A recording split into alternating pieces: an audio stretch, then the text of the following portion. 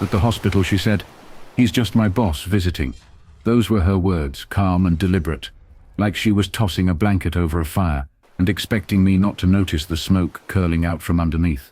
I remember standing there by her bed, flowers in my hand, heart still aching from the scare we'd just gone through, and watching as this man, this so-called boss, leaned down, took her hand in his, and kissed it in front of me. Slowly, intimately, too comfortably. And she didn't pull away, she didn't laugh awkwardly, or make a face, or glance at me with that, "Oh, this is weird" look couples give each other when something crosses a line. No. She let him kiss her hand like it was his right. And in that moment, everything I thought I knew about my wife tilted on its axis. The flowers I brought nearly slipped out of my grip. My chest went cold. But I smiled. God help me. I smiled. Because when betrayal happens right in front of your eyes, you don't always rage. Sometimes the shock is so sharp, it forces you into silence. You freeze, because your brain is scrambling to rewrite the reality you thought you were living. I remember her eyes flicking to mine, just for a second, after he kissed her hand. There was guilt there. Not much. Not enough for anyone else to notice. But I saw it. I'd known her long enough to recognize that flicker. It was quick, almost buried, under her practiced smile. But it was there, and I knew. Now you have to understand. We'd been married 7 years at that point. We'd been through sickness, through money trouble, through those petty fights that stretch long into the night and leave you staring at opposite walls. And always, we came back together. I thought that was what made us strong, that no matter how hard things got, she was my anchor, and I was hers. But anchors don't drift. Anchors don't let another man kiss their hand while their husband is standing right there. I didn't say anything in that hospital room. I let him stand there, chatting politely, acting like he had every reason to be close to her. He asked how she was feeling, joked about the doctors keeping her too long, complimented her strength, and the whole time his thumb brushed against her fingers, like it belonged. I saw her shift lightly, not pulling away, not leaning in, just letting it happen. When he finally left, giving me a polite nod, I wanted to follow him into the hallway and pin him against the wall, demand to know who he thought he was. But instead, I set the flowers on the bedside table, kissed her forehead, and whispered, "He seems close." She laughed, too quickly, too sharp. "Don't be ridiculous. He's my boss. He came to check on me. That's all." And just like that, the lie was planted. Clean, neat, practiced, but lies have a smell, a weight, and this one reeked. For days after, I tried to convince myself I was overthinking, that the kiss on her hand was cultural, maybe, or just an odd quirk of his personality, that her not pulling away was because she was too polite, too tired, too caught up in the hospital haze, to react. I wanted to believe that. God, I wanted to believe it. But then I started noticing everything I'd been ignoring. The late nights at work she brushed off as quarterly report, the way her phone was never out of reach, always face down, always locked with a passcode she suddenly didn't want to share. The new perfume, she said a coworker recommended. The way she'd slip into silence when I asked about her day, like she was rewinding in her head to make sure her story matched the last one. That hospital visit wasn't the beginning, it was the slip, the thread she forgot to cut. And once I pulled it, the whole fabric of our marriage began to unravel. I started watching her more closely, not obviously. I didn't want to tip her off. I still played the role of the trusting husband, still kissed her cheek when she came home, still asked about her day in that casual tone she expected. But behind the mask, I was paying attention, and it didn't take long to see the cracks widen. One night, she said she was working late. I kissed her goodbye, wished her luck, then checked her location on the app we'd both forgotten we'd installed years ago. Her little blue dot wasn't at her office. It was at a restaurant down. A nice one. Candlelight, quiet booths, the kind of place people go when they don't want to be overheard. I drove there, parked across the street.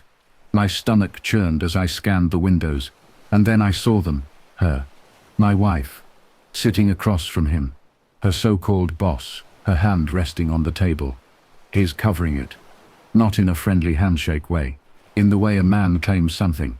I swear, in that moment I felt my heart break in two directions, rage and grief. Rage that she was betraying me so openly. Grief that the woman I thought was mine had already given herself to someone else long before I arrived. But I didn't storm in. I didn't make a scene. I took a photo, proof, evidence, and then I drove home, sat in the dark, and stared at the empty side of the bed, until she came back hours later smelling faintly of wine and him. "Sorry, it was such a long night," she murmured, slipping into bed, and I whispered back, "I bet it was." She didn't even notice the edge in my voice. She was too busy unlocking her phone under the covers, smiling faintly at whatever message just came through. From that night on, I became an investigator. Every excuse she gave, every absence, every slip in her story, I logged it. Screenshots, photos, bank statements, the pieces of a puzzle she thought she'd hidden. But the more I gathered, the more I realized this wasn't an affair that had just begun. This had roots. This had history. And every time I remembered that hospital room, the way he kissed her hand right in front of me, the way she let him, I realized something terrifying. She wasn't ashamed. Not even then. She was testing me, testing to see how much I'd tolerate, how blind I was willing to be. I wasn't blind anymore. But here's the thing, confrontation is a game. If you do it too early, the liar twists it. They cry, they deny, they call you paranoid. But if you wait, if you let them walk deeper into the lie, if you let them feel safe, you can pull the ground out from under them in one move. So I waited. I watched. I let her think she was winning. And all the while, I planned the day I'd take the mask off and show her just how much I knew. That hospital visit was the spark, but the fire hadn't even started yet. And when it did, she had no idea how much it was going to burn. When you live with evidence sitting in your pocket, with photos of your wife holding another man's hand while she smiles at you across the dinner table, you stop being a husband in love. You become an actor. That's what I was. An actor, trapped inside a play I didn't audition for. She thought she was writing the script, but I was already working on the ending. Every late night at work, every team dinner, every time she left the house with that extra coat of perfume clinging to her skin, I let her go. I kissed her on the cheek, told her to drive safe, and then I opened the app, saw the little blue dot slide toward him, and added another note to the list. The hardest part wasn't the watching, it was the pretending. Nights when she came home, kicked off her shoes, sat next to me on the couch, and leaned her head on my shoulder like nothing had happened. I wanted to scream. When she texted him under the covers, screen dimmed. I wanted to grab the phone and shove the truth in her face. But I didn't, because rage gives them power. Rage makes them the victim. I wanted to strip her of every excuse, every chance to twist the story, every opportunity to paint me as paranoid. So I stayed calm. The more calm I became, the bolder she got. One night I asked offhandedly, "How's your boss treating you? You've been working with him a lot lately."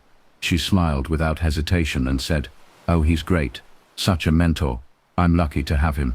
And I nodded, biting back the laugh that clawed at my throat. Because 2 days earlier, I'd watched them walk out of a hotel hand in hand, her hair messy, his tie loosened. She was lying to my face without a flicker of guilt, and that told me something important. She thought she'd already won. That's when I started planning not just a confrontation, but a stage. If she wanted to make a fool of me in public, letting her boss kiss her hand in a hospital room, sitting across from him in candlelit restaurants, then I would make sure the truth came out in public too. The chance came with her birthday. She insisted on a party, nothing huge, just family, a few close friends, dinner at her parents' house. She begged me to come, said it wouldn't feel right without me there. And I said yes, smiling, playing the part of the devoted husband. But inside I knew that night would be the curtain call. The week leading up, I gathered everything, every photo, every receipt, every log of her location. The picture was damning. I put it all together in a neat folder, copies printed and tucked into an envelope. My lawyer had already seen it, already told me I had enough to tear the mask off and walk away protected. But I wanted her to see it too. Not in private, not where she could cry and spin. I wanted her to see it surrounded by the very people she lied to. The night of the party, I dressed sharper than usual. She complimented me, kissed me lightly, and said, "You look nice." I almost laughed at the absurdity here. She was complimenting the man she was betraying, as if we were still a team. But I smiled back and told her, So do you. Her parents' house was warm, full of voices, the smell of roast in the air. Relatives hugged us. Friends clapped me on the back. Everyone talking about how good it was to see us so happy together. I shook hands. I laughed. I played my part. She clung to my arm like a woman proud of her marriage, and every time she did, I felt the irony burn in my chest. Dinner stretched on. Wine flowed. Her father gave a toast about how proud he was of his daughter, about how she had built a good life, found a good man. I raised my glass, sipped, and waited. Then her mother clinked a spoon against a glass and said, "Would anyone like to say a few words for the birthday girl?" People laughed, nudged each other, and I stood. The scrape of my chair cut through the chat. She looked up at me, her smile faltering. Maybe she remembered the hospital. Maybe she felt that same twist in her gut I'd felt when her boss kissed her hand in front of me. Whatever it was, her eyes widened, just slightly. "Don't," she whispered under her breath. But it was too late. 7 years, I began, my voice steady, almost cheerful. 7 years of marriage, 10 years together. That's a lot of memories, a lot of love, a lot of trust. Tonight, I wanted to celebrate that trust. Heads nodded. Her family smiled. She forced a smile too, but her hands clenched around her glass. "But trust," I continued, pulling the envelope from my jacket, "is fragile. It takes years to build, seconds to break, and sometimes you don't even realize it's gone until you're standing in a hospital room, watching your wife let another man kiss her hand." The room froze. Gasps echoed. Her glass slipped, clattering against the table. I opened the envelope, pulled out the first photo, and laid it on the table. At the hotel, him at her side. No luggage, just them. "This is my wife," I said, my tone even, with her boss. Not at the office, not at a meeting, at a hotel. Not once, not twice, but again and again. I laid down the next photo, her laughing at dinner, his hand over her. The next one, her car parked in the hotel lot at midnight. The room buzzed with whispers, eyes darting between her and the evidence. She shot up, her face pale, her voice trembling. "It's not what it looks like. He's my boss. He's just your boss." I cut in, my voice sharper now. "Then why do you keep meeting him at hotels with no bags? Why does he kiss your hand in front of me? Why do you lie about late nights at work when I can see exactly where you are?" Her mother burst into tears. Her father's face turned red, veins bulging at his temple. Friends stared in shock. And her, she collapsed back into her chair, shaking her head, muttering, "Please, stop. Not here. Not like this." But it was here, and it was like this. I gathered the photos back into the envelope, tucked it into my jacket, and looked around the room. "I wanted everyone to see the truth," I said softly, "because I'm done living a lie." Then I turned to her. She was sobbing now, her hands pressed to her face, her body trembling.